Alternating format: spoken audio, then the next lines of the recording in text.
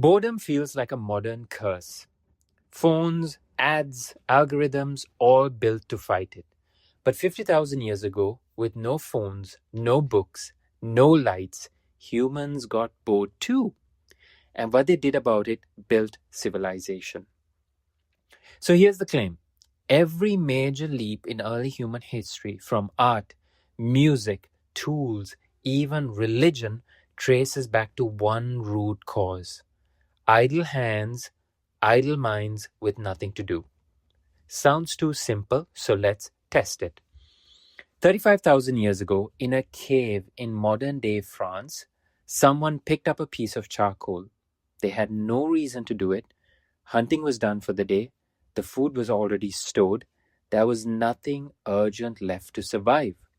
So they drew a horse on a wall. Not for food, not for shelter, for absolutely no reason. Except their brain demanded something to do. And that wall is still there today, and it's called the Chauvet Cave. It's one of the oldest paintings on Earth. Another example with the same pattern in a different continent. Archaeologists keep finding bone flutes as old as 40,000 years old in caves where nobody was actively in danger. There was no predators nearby. There was no food crisis. Just people sitting with time on their hands. Boredom didn't stop them. It pushed them to make the first music humans had ever heard. And here's the part that breaks the modern assumption. We think survival mode was a constant back then. Hunting, running, danger, every hour. It really wasn't the case. When anthropologists studied modern hunter-gatherer tribes, they found something incredible. They only spent around 15 to 20 hours a week getting food. That's less than a part-time job. The rest of the week, empty, open, unstructured, exactly the kind of silence that makes a modern brain reach for your smartphone. Except they had no smartphone. So the boredom had nowhere to go but inwards. And that's the actual mechanism that most people miss. Boredom isn't a void. It's a signal. It's your brain saying, find something to do. And if nothing's urgent, it starts inventing.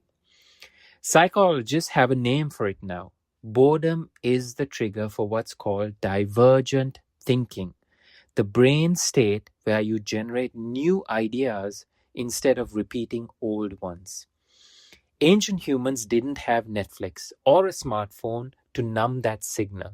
So they followed it, they listened to it, and it led them somewhere incredible. It led to jewelry, shell beads, some as old as 75,000 years, found in a cave in South Africa. They were pierced, strung, and clearly decorative. Not for hunting, not for warmth, just because someone one day had nothing to do and had a shell in their hand. It led to games, carved dice, and board game pieces show up at sites thousands of years old. Proof that once survival was taken care of, the very next thing humans invented was a way to keep playing. And it led to stories. Before writing ever existed, bored humans sit around fires and they did the one thing that costs nothing to do and fills any amount of time. They talked.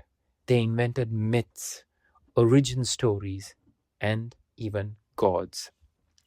Religion itself may have started as an answer to a long, empty night with nothing else to fill it.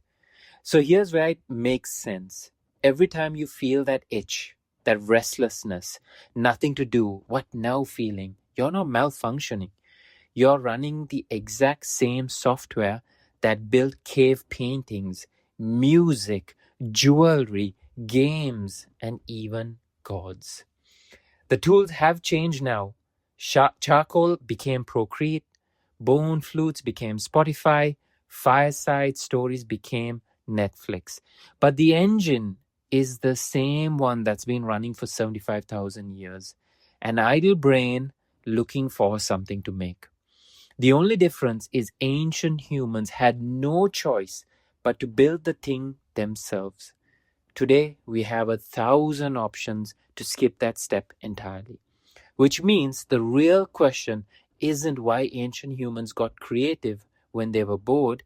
It's why we don't anymore when we have every tool that they never had.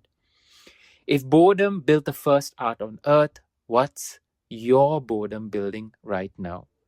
Follow for more of what history actually proves about who we are.